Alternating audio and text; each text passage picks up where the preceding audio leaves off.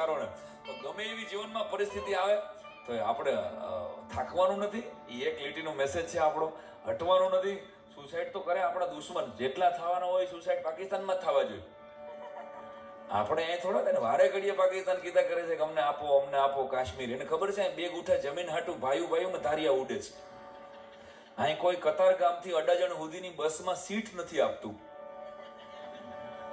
એ કાશ્મીર આપે, હાલી નીકળ્યા છે વારે ઘડીએ બિચારા ગીતા કરે. એટલે મને કહેવાનું મન થાય, અરે રે બિચાકડાને ખબર નથી કે એના દેશમાં પાકિસ્તાનમાં આખા વર્ષમાં જેટલું તેલ ખાવામાં નથી વપરાતું ને, એથી વધારે તેલ તો દર શનિવારે હનુમાનજી ઉપર હિન્દુસ્તાનમાં ચડાવવામાં આવે છે. સાહેબ આ ઈ ગુજરાત છે.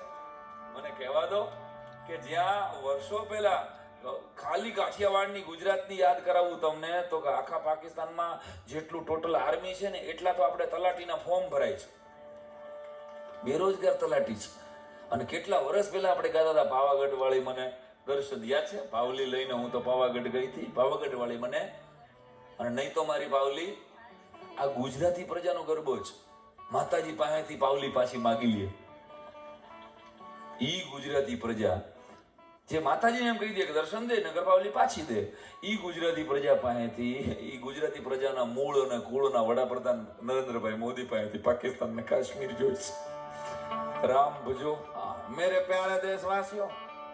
તો મારા વાલા, તમને તમારી ધરતીનું ફરીને કહું છું કે સુરતની શાન તમે છો તો સુરત છે, યાદ રાખજો. અને સુરત છે તો તમે છો. તો અજવાળું રહે, ચોખ્ખું રહે, અને આપણને આપણા પરિવારનું, આપણી જ્ઞાતિનું સાચું ગૌરવ રહે. તો એવી વાત સાથે રચના 121 વર્ષ સુધી આમ નામ જીવતી જાગતી ને હાજી નરવી રહે સાહેબ, અને સાચા અર્થમાં લોકોની સેવા કરે, લોકો જરૂરિયાતમંદને સાચી રીતે. એકવાર વધાવો રમેશભાઈ ને એમની આખી ટીમને.